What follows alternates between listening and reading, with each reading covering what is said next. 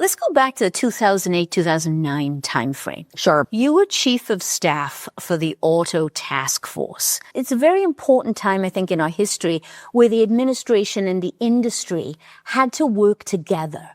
What did you learn about working together between industry and the administration from that experience? Well, I think most importantly and most key is that initiative wasn't hyper-partisan. I mean, it really was a bipartisan approach to saving Main Street. And it was an unbelievable time, right? I mean, what was going on with the financial sector, the housing crisis that was so palpable. I mean, we exemplified a lot of that here in Michigan. And then very unfathomably, hearing the words General Motors and bankruptcy in a sentence. Yes, right. That was really scary. I mean, Jan, I was the person from Michigan on the team.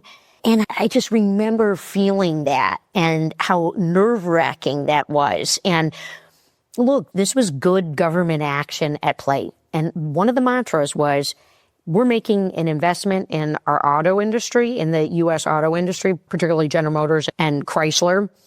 And the goal was not to control the day-to-day management of the company. And that was a real ethos. It was that they're still private entities. GM did leave the stock market. I was there for the re-entrance onto the stock market too. Never thought in my life I'd be working on a General Motors IPO. And yet, where are we today? There is this incredible moonshot coming out of this place that we call home. There are these hyper-competitive, innovative companies really trying to keep up with where the cheese is moving, so to speak. But also, very importantly, to go back to the Great Recession period, is that it was a large cash infusion of federal taxpayer money that came from the Troubled Asset Relief Program. Again, bipartisan. The government was repaid. The government was repaid on interest.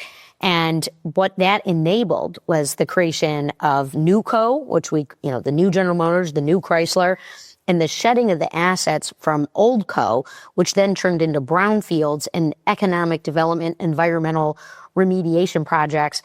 You and I are here at M1 Studios, right? And yet we've got M1 Concourse down Woodward the other way. That was part of the auto rescue. That's part of the Racer Trust.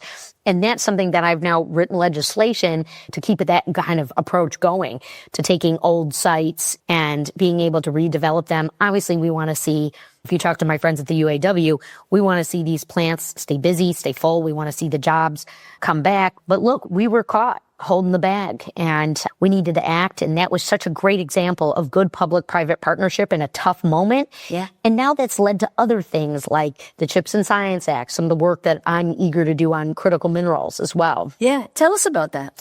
Yeah. So look, during the auto rescue time period, it was very clear to us that China was dominating in the spaces of microchips, the semiconductor chips. A lot of us here in Michigan, I know you certainly do, Jan, remember that time period where we had COVID hit and we had the chips just hung in the balance and you had all these cars sitting on lots that weren't completely manufactured because they didn't have the microchips. So I'm proud to have helped pass legislation to regrow our chip manufacturing industry here in the United States. Again, public-private partnership. People can look at a federal price tag of precious taxpayer dollars that were put out in the marketplace.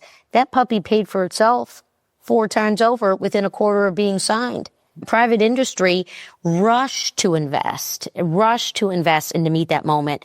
And now our country is going to be very uniquely positioned to be the only nation in the world that from soup to nuts is designing, producing, shipping, the wrapping of those chips and what goes on in that space. Similarly, when we were on the auto rescue, another topic, critical minerals, rare earth elements, the critical materials that come from those minerals get processed and refined in China. Wake up moment, right? The siren is blaring. They're doing 95% of that processing and refining. We've ceded an industry to them. So I want to take a similar approach to incentive, loan guarantees, tax credits, an R&D center of excellence. This is all around us here in Michigan. It's not that folks aren't doing it, but we want to be in overdrive in terms of supporting these American jobs, lowering costs, and bringing jobs back here. And that's going to be through the sustainability, the synthesizing of minerals. There's a company called Serba Solutions that's got a location here in Michigan, in Western Oakland County. It's remarkable. They love my bill, though. They love my bill because it's just going to allow them to recycle they have batteries there, for instance, and they bring it back down to their original lithium form and then can go and make a new product. I mean, when we look at chemistry, chemicals in our manufacturing sector, and this segment of our supply chain where we're just waiting on China, we're waiting on their delivery, our allies are saying we're at the mercy of the Chinese Communist Party. We need to be playing in the rules-based industrial world order. We need to be in overdrive with our allies and our industry partners here. So I'm really excited about this bill that I wrote. It's called Unearth America's Future Act. All right. It's got a lot of support. I've got an election coming up this year.